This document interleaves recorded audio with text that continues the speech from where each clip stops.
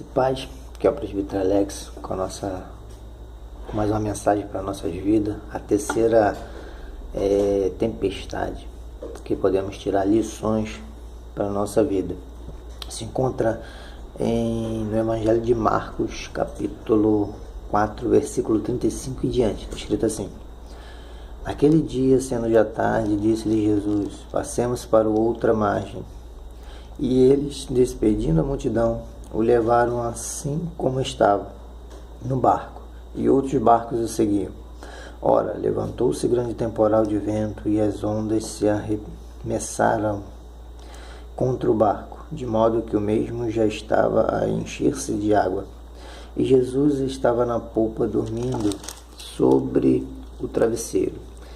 Eles o despertaram e lhe disseram: Mestre, não te importa que pereçamos? E ele, despertando, repreendeu o vento e disse ao mar: Acalma-te, emudece. O vento se aquietou e fez-se grande bonança. Então lhes disse: Por que sois assim tímidos? Como é que não tendes fé? E eles, possuídos de grande temor, diziam uns aos outros: Quem é este que até o vento e o mar lhe obedecem? Aqui é interessante a gente ver o contexto. Jesus está com seus discípulos, está na sua tarefa de ensinar, fazê-los aprender, entender quem era ele e qual o propósito de Deus, de Jesus ali na terra, para trazer novamente a humanidade perante Deus. E o Evangelho de Marcos também tem suas peculiaridades, porque é um evangelho que mostra o servo do Senhor, que faz a vontade de Deus, que executa rápido. O Evangelho de Marcos é um dos menores, tem 16 capítulos, perto de Mateus 28, e Lucas também 20 e poucos capítulos, e 21 o livro de Evangelho de João. Esse é um evangelho curto que mostra um servo que obedece, que faz, que é objetivo. E Marcos era romano, então escreve para o romano, que era um povo de guerra, era um povo que tinha seu objetivo em entrar, dominar e conseguir o mais rápido possível. Então ele contém essa peculiaridade que mostra que é um evangelho rápido. Então ele está aqui logo dizendo que no meio nosso percurso de vida, no meio dessa nossa empreitada, desse nosso objetivo, dessa nossa batalha, e não estou ferindo o texto aqui, apesar que as minhas pequenas ministrações, a palavra de ânimo, de alegria, para a gente compreender, entender a Bíblia. Eu não tento fazer teologia aqui, nem pegar pesado tão filosoficamente, nem teologicamente, para não complicar, mas sem ferir a Bíblia e tentarmos entendermos o que a palavra nos traz e nos conforta. Então, aqui Marcos podemos analisar nesse sentido. Qual era o contexto que estava ali? Já tinha passado, o livro de Marcos é depois de 70 depois de Cristo, e a igreja estava passando uma perseguição, o povo de Israel já tinha sido, de certa forma, destruído. Em 70 foi a destruição do templo, muitos judeus mortos. O general Tito veio destruindo tudo. Então foi um caos. E Deus tinha profetizado Jesus lá atrás, e que não ia sobrar pedra sobre pedra, e assim o fez, por causa da desobediência de Israel. Então naquela época, tanto os judeus como a igreja em si estava meio isolada, estava preocupada, estava com dificuldades. Então, como eles queriam compreender, entender, ver que Deus estava com esse domínio na história, ou como Deus ia ajudar eles. Então Marcos, inspirado pelo Espírito Santo, escreve esse evangelho e traz esse versículo. Primeiro veio falando do nascimento, falou do batismo, foi falando da parábola do semeador, explicando a candeia, a parábola da semente e a parábola da mostarda, falou das parábolas. Então, olha essas parábolas da candeia, da semente, da mostarda, vem falando do crescimento do reino de Deus, que ia ser algo rápido, de algo tão pequeno ia se multiplicar. A opressão, a tempestade, ao contrário de matar e sufocar, e infelizmente seria o ambiente propício a qual faria o evangelho crescer. E venhamos e convenhamos que através de cada vez mais da perseguição do povo de Israel, realmente se expandiu o evangelho e cresceu. A igreja primitiva, através das perseguições, alcançou grandes proporções, e por isso hoje nós fomos atingidos ou fomos alcançados por esse evangelho maravilhoso, e hoje estamos aí convertidos, louvando e exaltando o nome do Senhor. Então ele está, numa certa forma, falando isso com o povo, que o reino, por mais que seja essa diversidade, estava propício a crescer através disso. E essa tempestade, o que acontece? Eles tinham o conhecimento que essa ilustração cai no meio disso aqui, parece que está algo fora do contexto, mas não está, porque tinha um barco como a igreja, o povo. Então, se o barco eles tinham como a igreja o povo, aí Jesus pega e diz para eles: vamos e passemos para o outro lado. Não importa a situação, a adversidade que estava vindo, Jesus estava com eles e estava dando uma ordem para eles. No Evangelho de Lucas vai falar que Jesus expeliu eles, como se expulsasse de um lado para o outro, uma grande força. Em algumas traduções, até em Marcos, está, não é passemos, mas sim expeliu também. E eu acho até mais compreensível e melhor, porque é algo de uma força, uma energia, algo que lança, joga, empurra. E sem contar que Jesus falava com cada um de uma maneira diferente, e aqui eles já eram discípulos, então Jesus estava dando uma ordem para eles, não estava pedindo: vocês querem passar para o outro lado? Eu acho melhor passar para o outro lado. Não, falou: passe, expeliu, mandou uma ordem que só Deus, só Jesus, o Mestre, poderia dar aos seus discípulos, e eles acatariam essa palavra que Jesus mandou eles fazer. Então, ele deu a ordem para o povo ir para o outro lado, e eles foram. E aqui vai falar que foi-se o barco e mais alguns barquinhos. Seria a igreja, o crescimento durante a época, os séculos até hoje. Se levantaria essas tempestades, essas atribulações, mas seria terreno propício para o crescimento da obra. E o interessante é que, além de ter dado a ordem, ele estava dentro do barco com eles e dormia na polpa, na frente, sobre um travesseiro. Nós sabemos que esses barquinhos pequenos, a traineira, vamos dizer assim, não tem. Hoje em dia tem uma casinha que eles entram ali, que é onde pilota, né? E dependendo do tamanho da traineira, pode ter até uma camazinha, um sofazinho para estar descansando. Mas naqueles dias não. Era quase como se fosse uma grande canoa. E era remo, então não tinha nada. Eles pegariam e a chuva cairia sobre ele, a agitação do barco, ele acordaria. Mas isso é para mostrar o estado de tranquilidade. Então, dentro desse contexto, o que nós podemos ver aqui? Jesus deu uma ordem, Jesus estava com eles. Então, por que eles estavam com medo? A gente pode ver nessa tempestade 3 lições na nossa vida: promessa, presença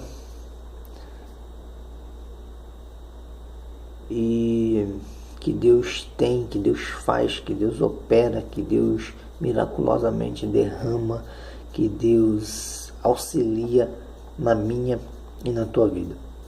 A promessa, porque ele falou, passemos para o outro lado. Se era para passar, se foi uma ordem, se foi um mandamento, então ele é fiel para cumprir. Ele não é homem para que minta, não é filho do homem para que se arrependa, diria ele e não faria. Então as promessas deles, desde do Gênesis ao Apocalipse, todas são cumpridas, não deixa nenhuma perecer. E essas promessas são maravilhosas.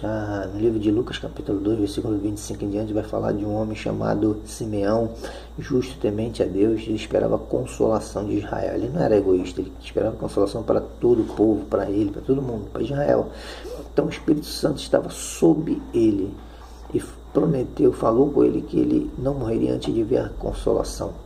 E um dia, ele, movido pelo Espírito Santo, o contexto de Lucas é interessante porque Israel, mais de 400 anos aproximadamente, de Malaquias ao primeiro evangelho, Deus não falava com o povo, não tinha voz do povo.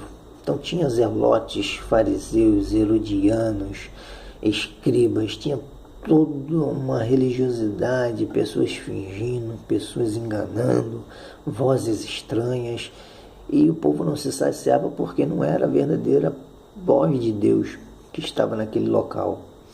Mas cada um se iludia conforme eles bem queriam. Outros sabiam o que tinham que fazer para procurar Deus, independente que ele, entre aspas, não estava diretamente falando com o povo. Simeão foi um desses, continuou justo, reto e ia ao templo, no lugar certo, onde tinha a presença de Deus.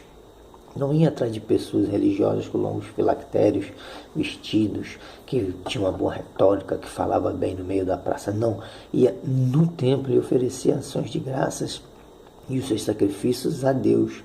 E no momento certo, ele, movido pelo Espírito Santo. Eu e você, sozinhos, vazios, não entramos na presença de Deus e não fazemos nada da vontade de Deus.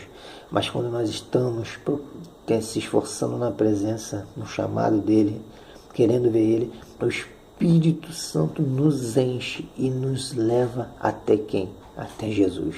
Porque ele só foi ao templo porque o Espírito Santo enchia ele. E era para ir no templo, era para ver quem? Jesus. E naquele dia ele foi movido, cheio do Espírito Santo, foi até lá e viu Jesus Cristo. Pegou aquela criança e apresentou.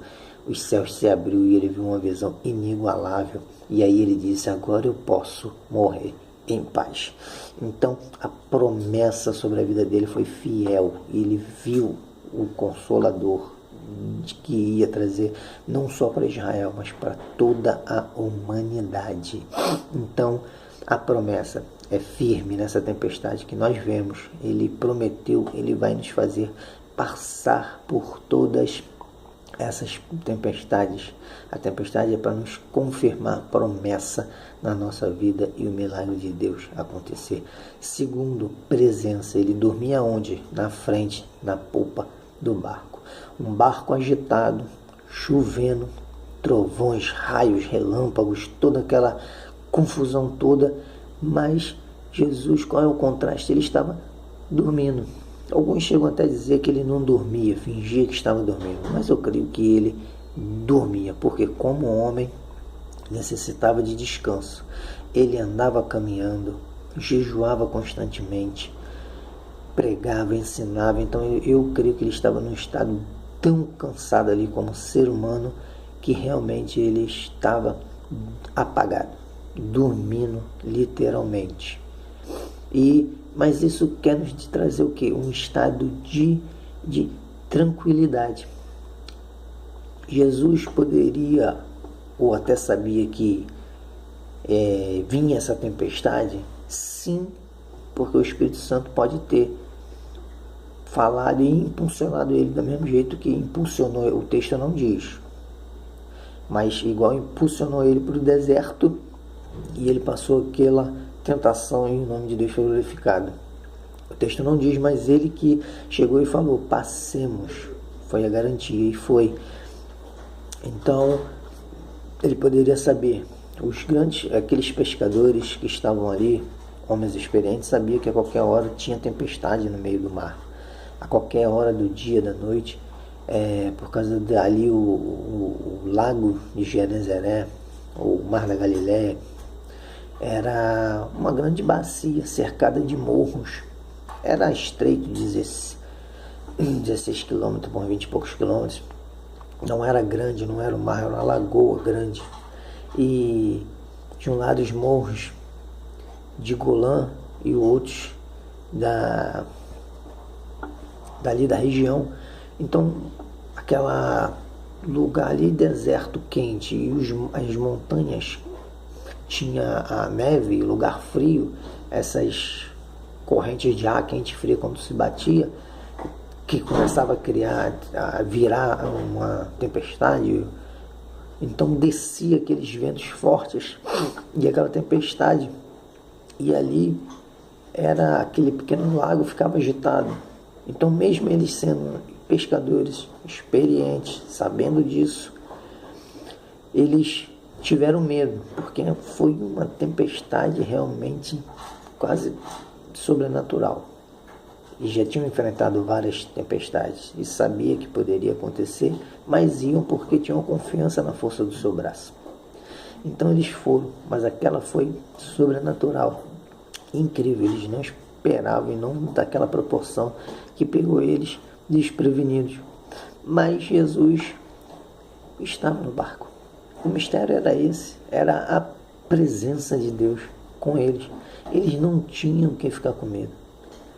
Foi promessa, vamos para o outro lado, a gente vai passar, ele prometeu, ele cumpre. Se a presença dele está conosco, então é a garantia que as promessas vão vir sobre a nossa vida. Não temos que ficar com medo. A presença de Deus está conosco, é a nossa garantia, a nossa confiança, a nossa certeza que alcançaremos a nossa vitória. Como eu disse, o Espírito Santo moveu-se em Simeão e levou ele para o templo para ver quem? Ver Jesus.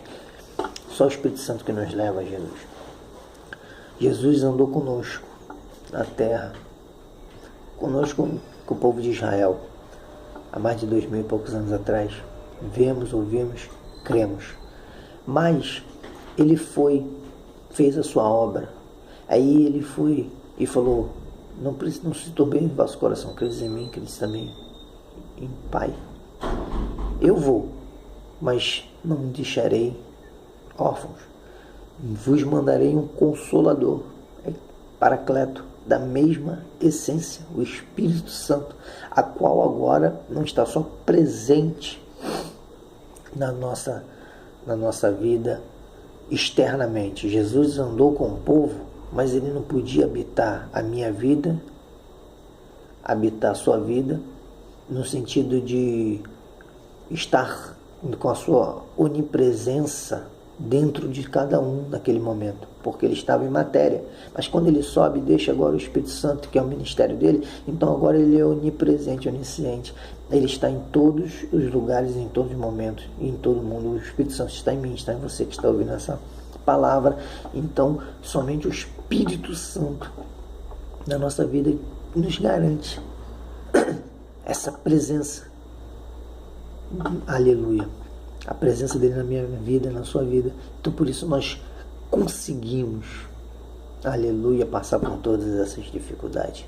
Ele é presente, e ele estando presente, tudo é diferente. A alegria, a tristeza só de alegria, a doença, tem cura. Então, os milagres de Deus acontecem na nossa vida, em nome de Jesus. Então vamos ter certeza disso. Primeiro, a promessa é garantida. A presença dele, ele está dentro do barco. Então está passando conosco. Essas tempestades é para